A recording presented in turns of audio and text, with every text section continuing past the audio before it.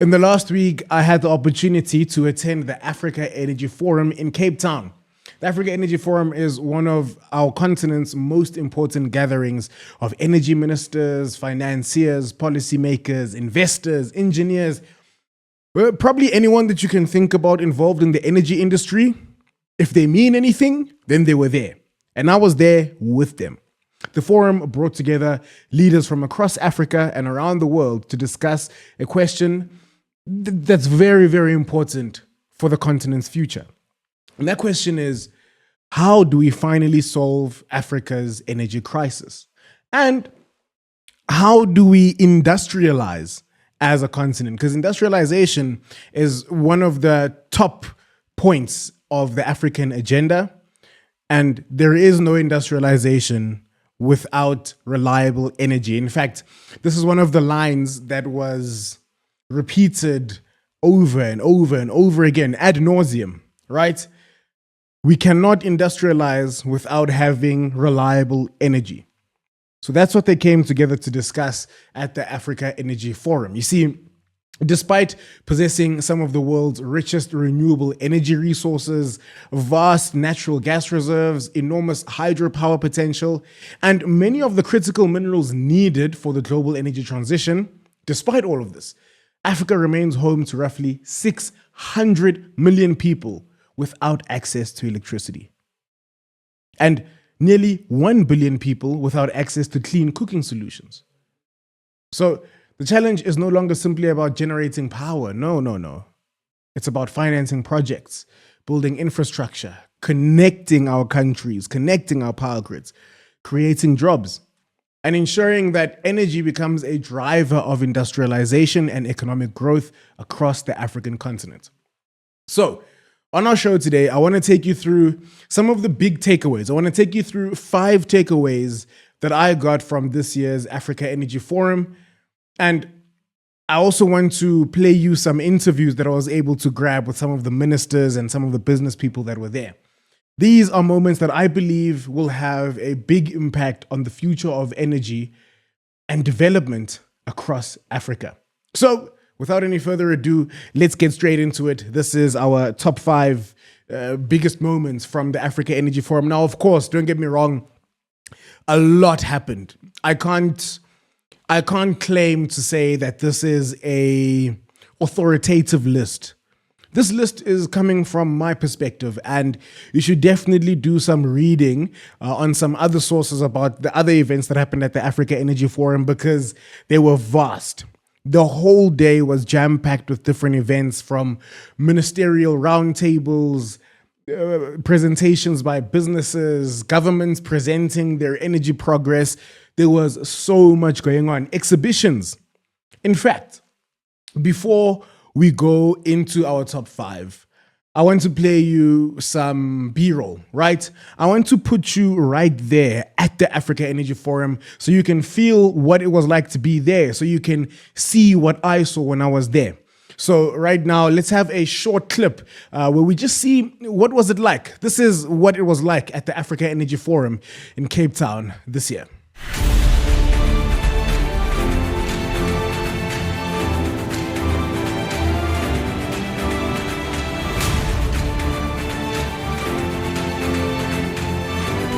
My name is Seakga Tladi, and I am here at the Africa Energy Forum. You've just finished introducing the presentation of Rwanda's Energy Compact, and you've been here at the Africa Energy Forum. So from the international relations and the foreign relations perspective, your ministry, can you tell us some of the exciting developments from this conference and some of the things you're thinking about in terms of electricity and energy? This is an important conference for Rwanda, and the presentation of the Rwanda Energy Compact was an important moment because you know our history. In 1994 we had the genocide against the Tutsi, and at that time the energy access was only 1%. But now, 32 years down the road, we are at 86% coverage of electricity, and our goal is to reach 100% universal access by 2030, actually in 2029, which is the end of the presidential term. And for that, of course, we need partnership, we need funding, and the government is already providing funding for most, I think, around 70% of our energy need for generation and transmission and others. But we need also the intervention of private sector, and the funding by private sector is still low, and we need to increase it up to $1 billion so that we reach that goal of universal access of electricity to Rwandans. Now, one very interesting thing about Rwanda's strategy is that your electricity strategy is already costed and it's very well planned. What was the reasons behind having that sort of direction of thinking about it? Because we are planning everything. We know that energy is not an end in itself. It's a tool for our development. We know that we are a developing country at the heart of Africa, and we need to industrialize. We need to create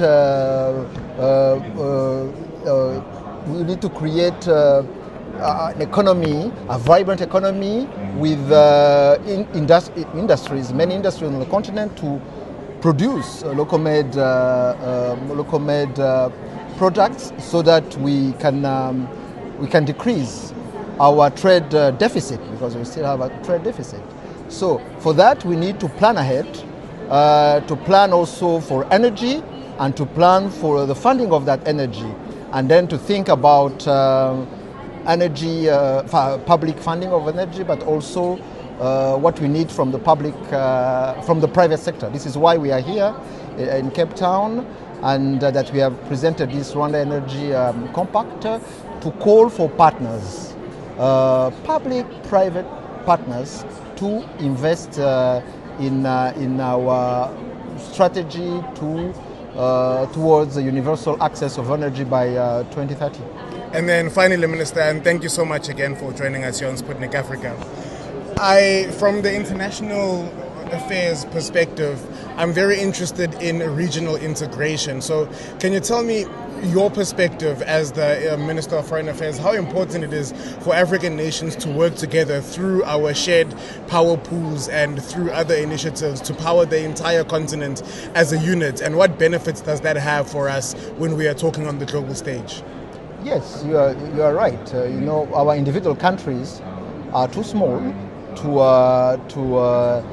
have the development that we wish for our continent. We have there is a momentum to take advantage of, which was the signing of African Continental Free Trade Area in 2018, and this will enable us to trade among Africans duty-free and quota-free.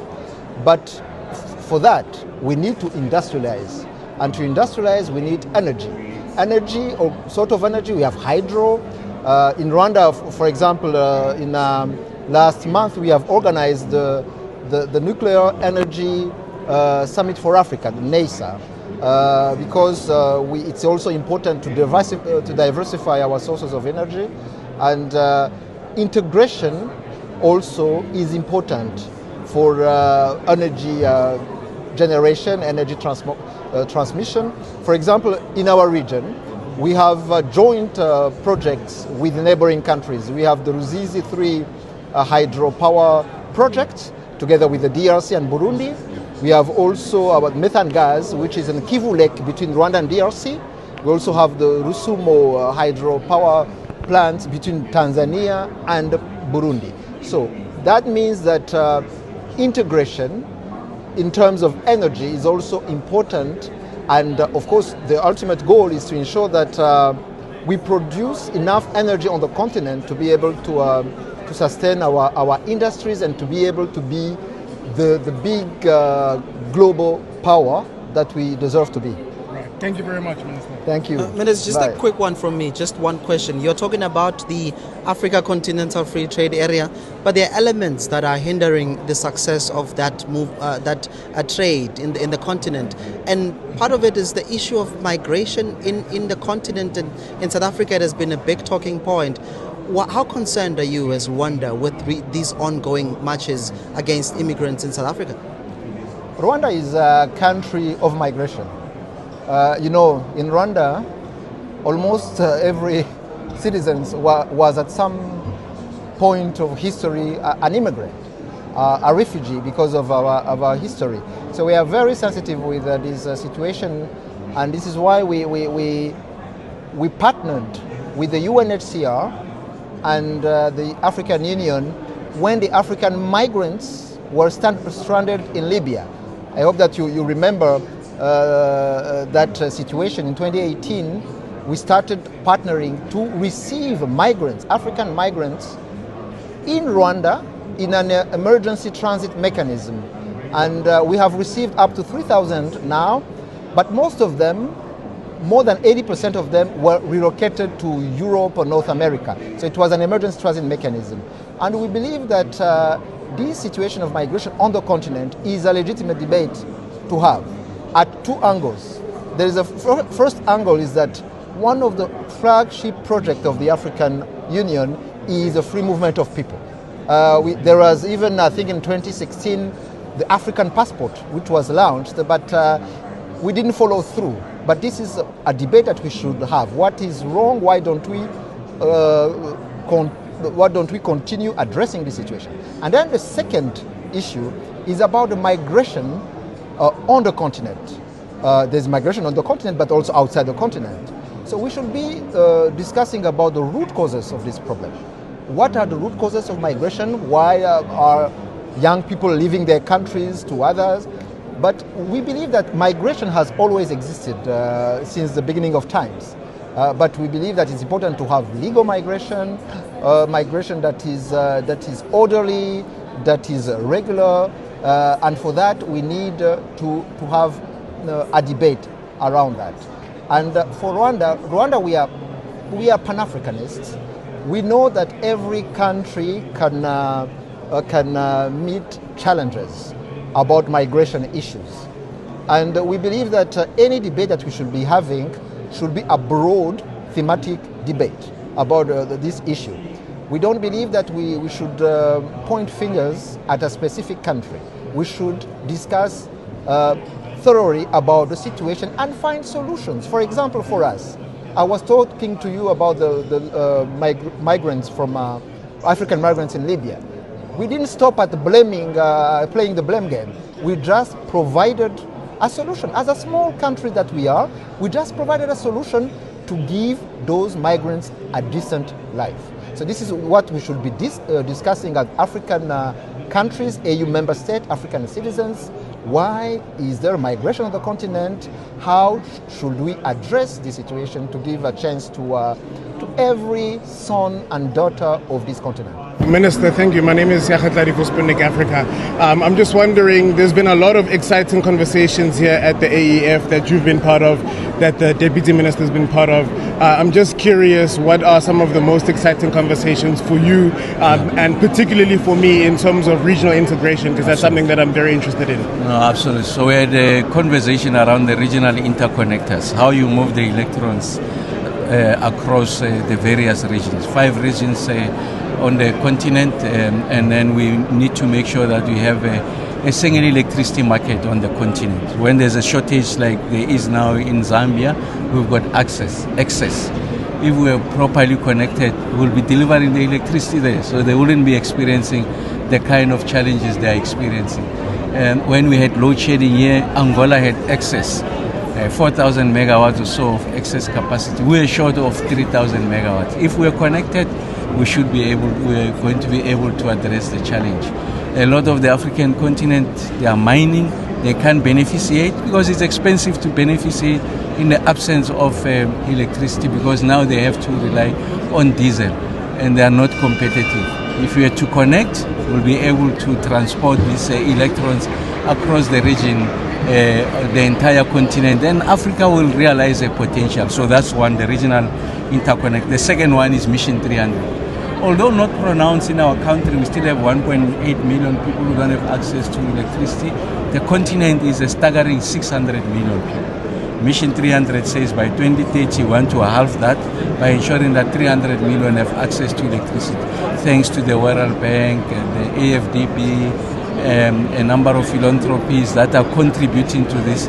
We will achieve this. So those for me are the two biggest takeaways. All right, so now that we've been on the ground, now that we've seen what it was like at the Africa Energy Forum, let's get into some of the big moments, some of my big takeaways, 5 big takeaways. Firstly, the clean cooking roundtable. So clean cooking has sort of moved closer to the center of the energy conversation in Africa. One of the most interesting discussions that I was part of at the forum focused on an issue that receives less attention than it deserves, rather, right? And it receives far much attention than electricity generation and these big infrastructure projects. And this problem is clean cooking. South Africa's Deputy Minister of Electricity and Energy, Samantha Graham-Rare, hosted a roundtable discussion focused on clean cooking solutions and announced that South Africa is establishing a multi-agency team to coordinate clean cooking initiatives. In fact, I reported this news on the day. The multi-agency team is going to be coming together from the World Health Organization, various organizations as well, like civil society organizations. Anyone who's concerned with clean cooking is being brought together by the Ministry of Electricity and Energy. And this effort is going to involve cooperation between our government and a lot of international partners, including organizations such as the International Energy Agency and the World Health Organization. See, for many people, clean cooking may sound like a small issue compared to power stations and transmission lines. But the reality is very different across Africa. Millions of households rely on wood, charcoal, coal, and other traditional fuels for cooking.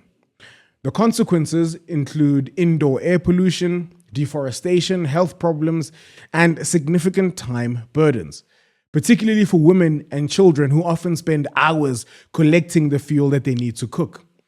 So one of the solutions that they also spoke about was the introduction of technology, like these clean cooking stoves.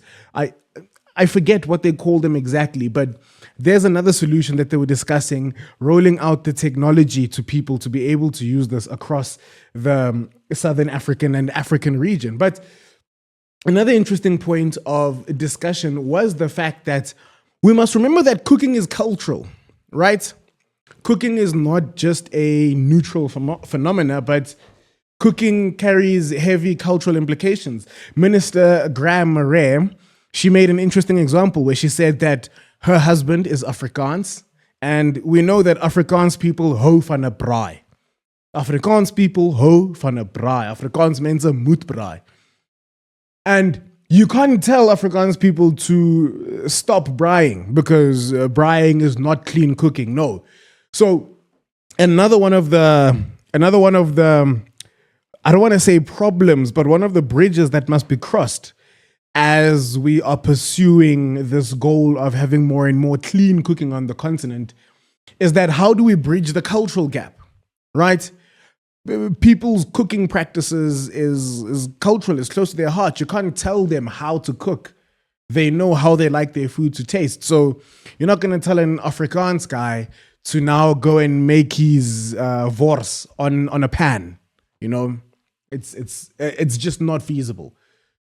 So that's an important juncture that they discussed as well. But nonetheless, access to clean cooking is directly linked to health outcomes. It's linked to environmental sustainability, gender equality in some ways, and economic development. So one of the key messages from the discussion was that energy access is not only about keeping the lights on, but it's also about improving the quality of people's lives and protecting public health.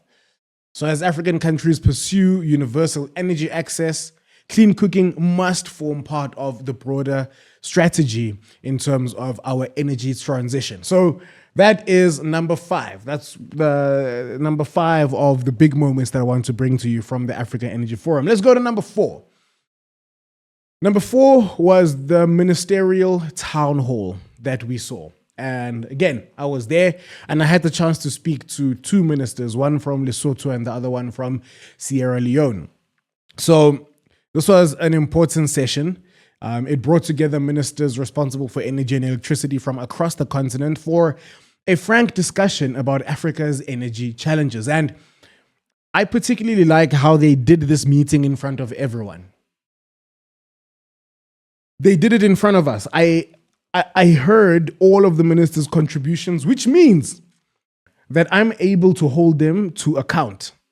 I'm able to say that, no, but minister, when we were at the African Energy Forum, you said this and this and this and this. So why are we not pursuing this and this and this and this? So I guess that's the first part that I need to commend. I need to commend the Africa Energy Forum and I need to commend our ministers for having this high-level discussion in front of all of us. You often have closed sessions where ministers come together and they don't allow media in, people can't observe. But here, this was an open meeting. They sat in front of us. And what stood out as I was watching them was the growing recognition that no country can solve our challenges in electricity alone, right?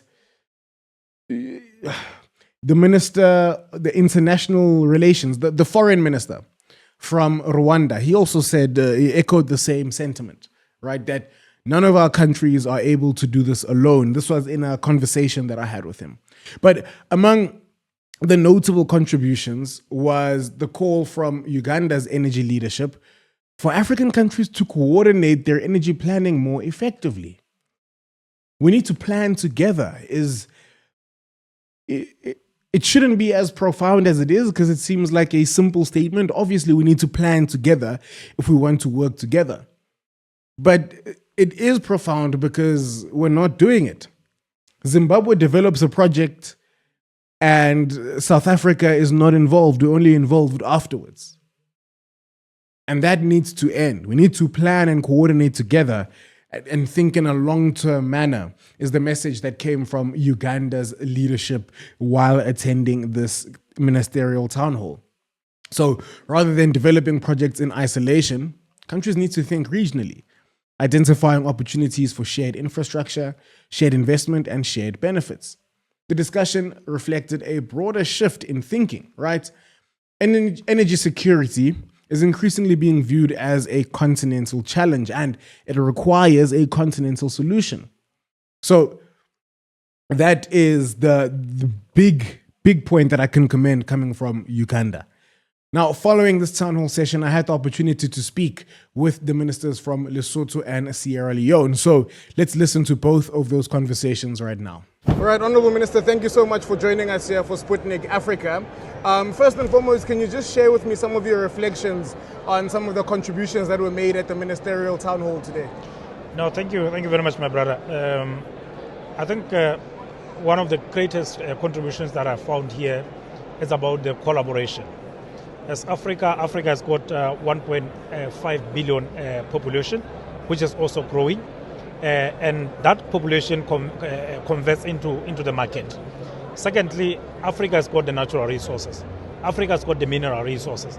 But Africa has been exporting its mineral resources raw and then importing finished goods, which means exporting the jobs and importing poverty. But right now, I think we are agreeing as the African continent ministers that we need to collaborate, we need to engage, we need to beneficiate all our resources before we can export. So I think it is quite an important forum for me. I'm just 1 month and 2 weeks old in the new Ministry of Energy and Mining, and I think this is such a good induction for me. Yeah, a great place to start making all of these excellent conversations. Now, you made a very interesting contribution where you referenced South Africa and Lesotho's collaboration in the Highlands Water Project. Can you talk to me about your thoughts about that project, as well as how can we translate some of those collaborations in Southern Africa into energy as well? Our forefathers around 1986, they signed a deal between Lesotho and the Republic of South Africa on the water transfer. A very brilliant project that is powering the Johannesburg industrial area, which means the economy of South Africa depends on the waters from Lesotho. a very good example of regional integration, a very good example of economic diplomacy, a collaboration between two countries, a big country and a small country, but they are now becoming partners into the water transfer to power one economy. We've got another chance. We've got another opportunity, which is now the energy sector. Lesotho has got abundant water resources. Lesotho is very high in altitude. We've got a lot of wind. We've got elevation. And it is now our time now also to come back with the Minister of Energy to look into a treaty on how we can work on Lesotho and South Africa energy treaty to power both our economies. And Lesotho is also looking into attracting the data centers up in the mountains of Lesotho. Because up in the mountains of Lesotho, we've got very cool weather. We've got abundant water resources. Remember, Lesotho, up in the mountains, we're experiencing almost 8 to 12 times snows in a year, which means a lot of water, which means very cool temperatures. And we also have a potential for renewable energy, using the water, using the sun, and also the wind power. So we can power the African Green Data Center up in the mountains of Lesotho and host a number of the data centers from the Southern African companies as well as the entire world. Thank you very much. No, Minister, thank you so much. Let me not take more of your time. Thank you. Right, Honorable Minister, thank you so much for joining us here at Sputnik Africa. Thank you. We've just completed the ministerial town hall, and a bunch of African ministers have just sat together and spoke very substantively. Yes. Can you share with me your general thoughts about the conversations that happened here today? It was quite inspirational. We know that we're a diverse continent. We have similar problems, but we also understand that countries have advanced in terms of energy production. And several takeaways that I can talk about is that we need to invest more in regional interconnectors. We need to make sure that we have domestic capital at the forefront of that. And we need to know that no one is coming to save us, that individually as countries, we need to work with each other to make sure that our energy future is secure. Lots of promise, and we know that we will have the solution someday. Yeah, and particularly the minister from Uganda, she spoke about how African countries need to plan together. Yes. That, often we have very good plans, but the plans are not integrated. Yes. Can you comment on that for me? That is a reality, and we live in that. For example, in Sierra Leone, where I'm from, we have a regional interconnector that was built, completed about 5 years ago. It's called the CLSG line. It provides electricity from Ivory Coast through Liberia, it comes through Sierra Leone and ends up in Guinea. And because we plan together as a region, that interconnector, very similar to the South African power pool interconnector, has helped us. In fact, I think we have traded energy to the tune of about $60 to $70 million in the last 4 years. And without that interconnector, the cost of electricity in our countries would have been much higher. So we can see that if we invest in such kind of projects going forward, not just in silos, trying to extract minerals and develop generation to work on those minerals, it will be futile. So we really need to make sure we're coordinating. I see a future in Africa where we are all connected, not politically, but through interconnectors, through energy, through communication, and through trade. And that is really the future. And then finally, there was a lot of talk here about the beneficiation of African minerals. Yes. Can you share your thoughts on the relationship between energy and beneficiation, and what were some of the results of the talks here today? Energy is the basis of everything. Without energy, we cannot do anything. And beneficiation requires, because huge levels of energy. If you're going to smelt steel, if you're going to extract lithium and convert it to batteries, you really need energy at the base of everything. And not just energy, you really need baseline power to drive that economy and to provide jobs. So we know that the solution, in addition to regional planning, is really for each of our countries to look at the comparative advantages that we have. If you're going to build a plant, for example, in Guinea, you make sure that you're thinking of how to connect to your neighbors. If you're going to build a gas generation plant in Nigeria, you think about that possibility. If you're going to build a pipeline of gas in Nigeria, where they have lots of gas, use that to share with your sister and brother countries, run the pipeline to our countries where we can put up plants. So the idea is really at African integration based upon the needs of all of us to beneficiate our minerals. The minerals below the ground do nothing for us. We need to make sure they're out of the ground. We're refining them, because the moment you refine a mineral and you produce an end product, the costs multiply 10 to 100 times the value. So we need to increase value going forward. And then my final question, and thank you so much again for joining me, Minister. I know it's still very early stages and we're still right here. But in an ideal world for you, what would your citizens be looking forward to as a result of some of the talks that were going here? And please feel free to not answer it. Ideal world for us. I mean, I was quite impressed by the Minister of Energy in South Africa, because South Africa has really gone through the dark days of ESCOM, where you had rolling blackouts and all of those. Those are things of the past. And we have a lot to learn from him. And when you listen to him speak, it's not just about the generation and the technology. There's a sophisticated planning behind that. So we hope to learn from South Africa and to be able to make sure that we transition over to a time when we ourselves in Sierra Leone do not talk about blackouts, do not talk about lack of generation. And I hope that in the future, learning from South Africa, learning from Ghana, for example, we'll be able to achieve that. And that will make our citizens happy, and our young people who keep on crossing the Atlantic, going to Europe and finding other places where they can earn an income, stay home and enjoy the benefits of what we have.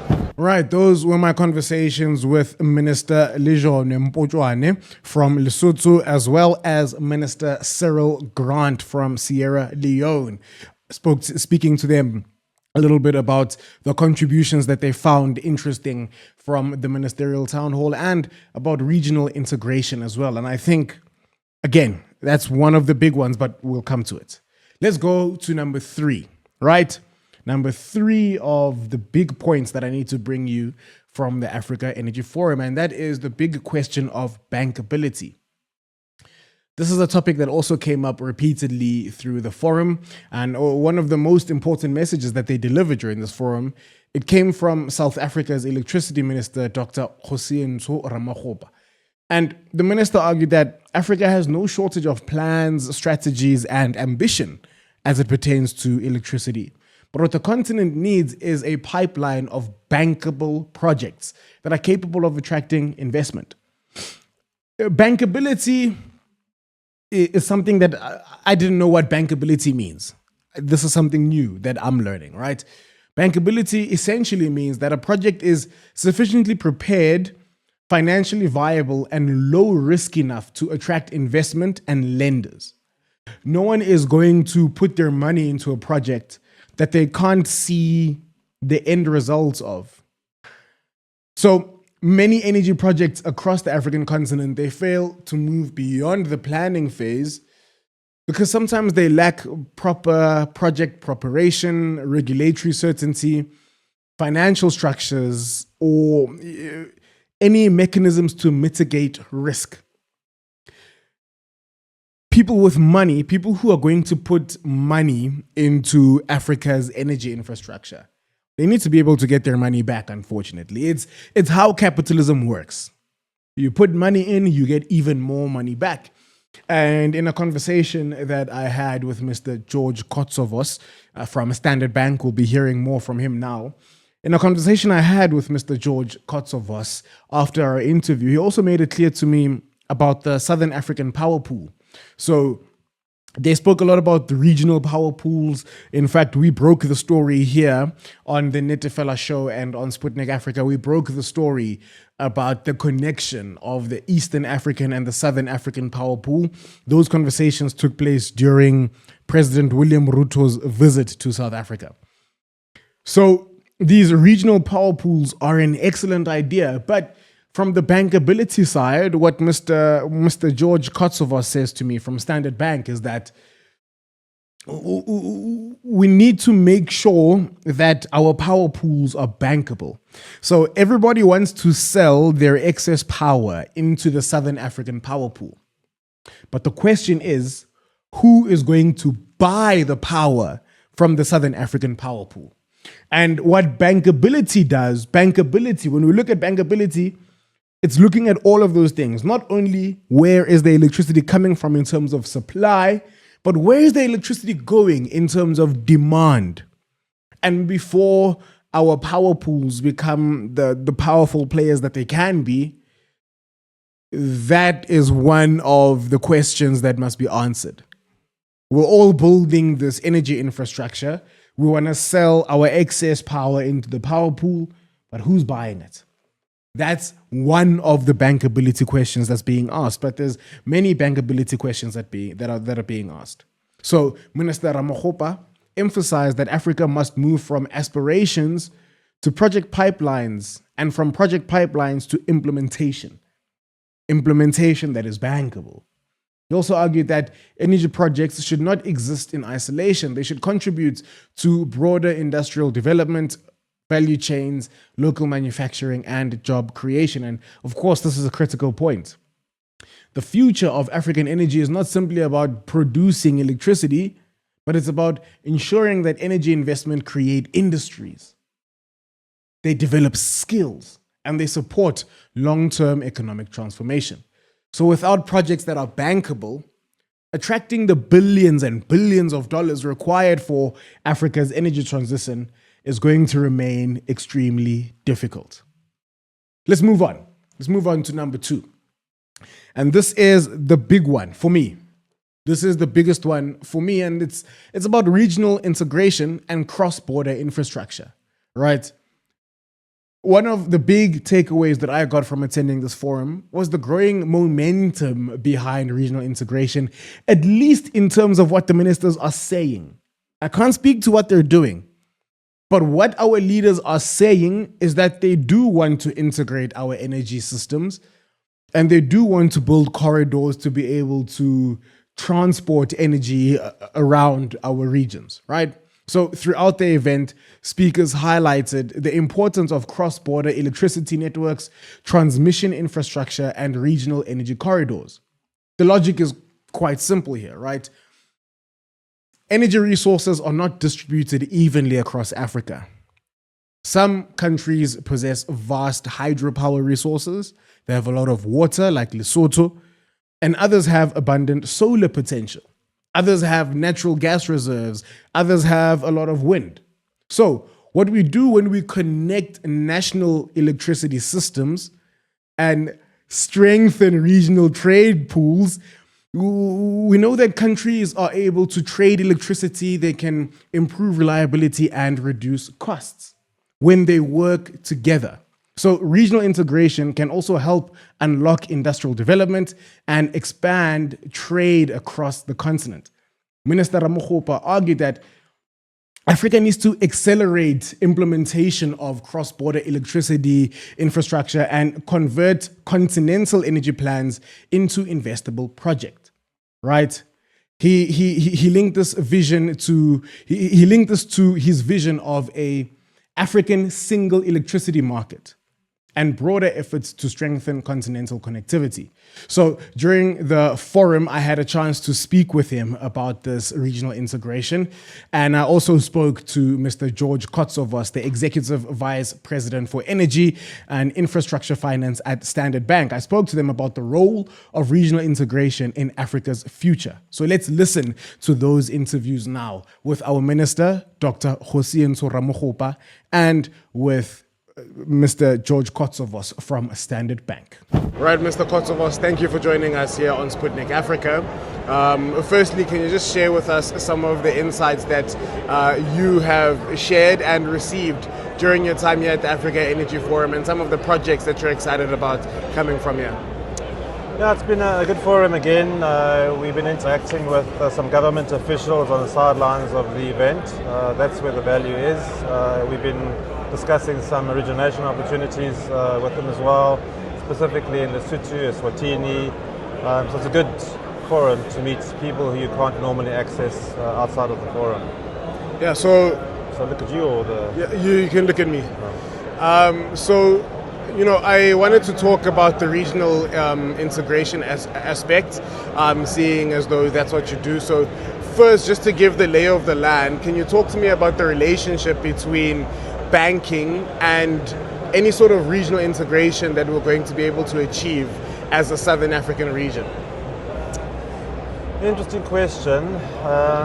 The relationship between, I suppose, what we do as a bank and the opportunity to support regional integration is very apparent.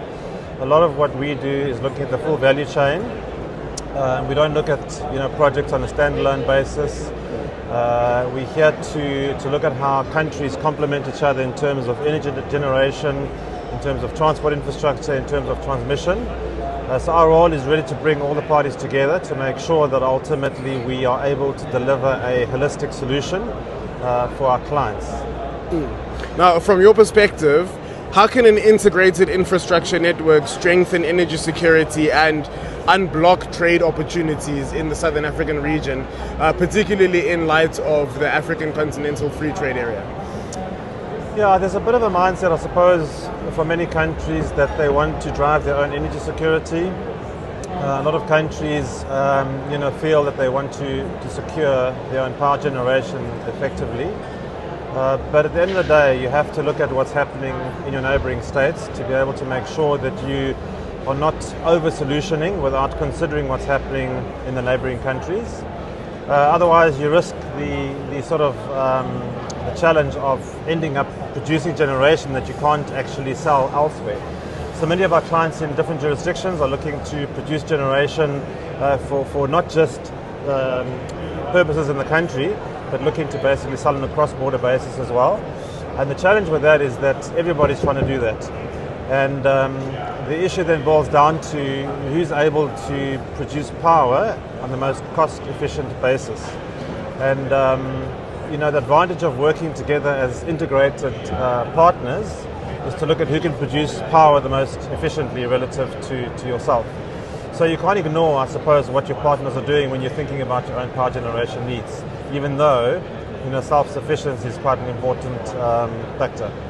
Yeah, and I mean, the minister from Uganda spoke yesterday about having to plan together at the ministerial town hall, that there is no point in what we do if we're not aware of what our neighbor is doing, like you say. So I guess I'm just getting in two minds here. But my question is, yes, about do you get the sense from your perspective that there is a co-competition among SADC states that undermines the potential that we've got to integrate, and what ways do we have to confront that sort of thing? Yeah, I wouldn't say it's an undermining. I think everybody's thinking about energy security, and everybody's thinking about making sure that they secure power on a sustainable basis and at the right price. So, are you going to sit and wait for another country to get its act in order? I suppose that's the question. So people are doing what they need to do to secure their own generation. If you look at Lesotho, for example, they're talking about setting up a platform company where they want to become self-sufficient. So instead of buying from an ESCOM, they want to basically generate their own clean power. But the reality is that you can probably wheel power from, say, South Africa on a much more competitive basis than if you produce it on your own as Lesotho. So you have to consider the bigger picture and say, well, if you want to self-generate, what is the price of the self-generation? And then are you going to be competitive to make sure that if you have excess power, you can basically sell it somewhere else? All right. Thank you so much for joining us, Mr. Kotsovos. Right, those are my conversations with our Minister of Energy and Electricity, as well as Mr. George Kotsovos from Standard Bank. And the message from both of those conversations is clear. Right, our energy future is going to depend in a big way on how effectively our countries can work together. Let's move on from that one and go to our number one. This list, I keep saying number 1, 2, 3, 4, 5. Please, this list is in no particular order. I'm not saying that this next one is my biggest or number one takeaway, but number one in the 5 takeaways that I wanted to bring you from the Africa Energy Forum was Mission 300, right? Mission 300 is an ambitious initiative that is being led by the African Development Bank as well as the World Bank Group. And the goal here is to connect 300 million Africans to electricity by the year 2030. There's 4 more years left. In fact, we can say 3.5 years because 2026 is all but over. You'll blink and 2026 is going to be at its end, right? So at this year's Africa Energy Forum, Mission 300 reached a major milestone. More than 50 million people across 40 African countries have already been connected to electricity through the Mission 300 initiative. And electrification is now occurring at nearly double the pace recorded than when the program began. So it seems like Mission 300 is doing very, very well. And I'm not surprised because Mission 300 is very, very well funded and it's very supported. When we were at the Africa Energy in Durban a few months ago, Mission 300 was there. And now at the forum, Mission 300 is there. And the achievements of Mission 300 matter because, electricity is about more than power, right? The reason why it's so important to connect these 300 million Africans to electricity is because electricity supports education. Electricity supports healthcare. Industrialization does not happen without reliable electricity. Digital connectivity. We speak about digitizing our governance systems. It needs electricity. So initiatives like Mission 300, which aim to electrify Africa, they help Africa in a big way. They allow businesses to operate. They allow hospitals to function effectively. They allow students to access educational opportunities. So Mission 300 also demonstrated the importance of partnerships as well. Governments, development banks, private investors, and international partners have aligned around a common objective. They're all coming together with the goal to bring 300 million Africans electricity in the next 3.5 years. That's a very, very interesting one. And our minister is behind it. And they've said this. Our leaders are on record as supporting Mission 300. In fact, Rwanda and Uganda and many of the nations that were represented at the African Energy Forum, they presented almost like a progress report of how their Mission 300 process is going, right? So this is a big one that we need to watch out for. By the year 2030, we need to increase the goal. We want to connect 300 million Africans to electricity, and then there will be 300 million more that need to be connected to electricity because the 300 million that they can connect now still doesn't defeat our energy problem, our electricity problem, right? Significant financing commitments have already been mobilized by Mission 300. And dozens of countries have launched national energy compacts that are designed to accelerate electrification and strengthen their energy sectors. And perhaps most importantly, Mission 300 provides evidence that large-scale energy transformation is possible. It's possible when what happens? When political commitment, financing, and implementation, when those things are aligned, and there's nothing stopping us as Africans. In Rwanda, since the end of the genocide, right? Maybe I'm wrong in my dates. Let's not say since the end of the genocide, but in about 30-something years, Rwanda has moved from 1% electricity access to more than 80% in just 30 years. And it's accelerating even faster now. So this is something that's possible. And for a continent where hundreds of millions of people still lack electricity, that is an encouraging sign. So as I've been reflecting on this year's Africa Energy Forum, one theme kind of stands out, and is that Africa already has a lot of the resources that we need to power our future. The challenge is no longer about identifying opportunities, but the challenge is implementation. Whether we're talking about clean cooking, whether we're talking about regional integration, whether we're talking about bankable projects, whether we're talking about Mission 300 and electrifying our continent, success is going to depend on turning this idea into action. And the conversations in Cape Town during the Africa Energy Forum, they demonstrated that African governments, investments, and development partners increasingly understand both the scale and the urgency of the response that's needed. The question now is whether the momentum generated from this year's forum can be translated into tangible results on the ground. What are we going to see? We've had the forum, we have many forums, but what are we going to see? Are we going to see the clean cooking stoves being rolled out? Are we going to see heightened education about clean cooking? Are we going to see more solar projects? What is it that we're going to see? Because that's what we care about as African people.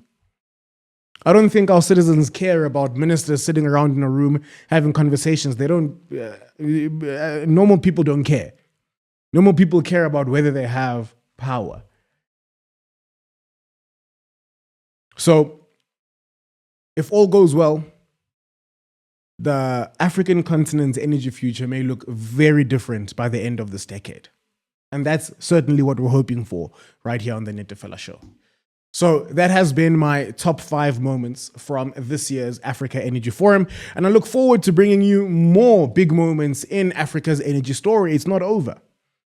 South Africa now has just signed the Zululand Energy Terminal Agreement between Eskom and Vopak. There's progress. But now we need to see the progress become the final destination where Africa is electrified. And we're crossing our fingers for that. For today's show, I have been Seakga Tladi. Thank you for joining us. And until next time, I'm out of here.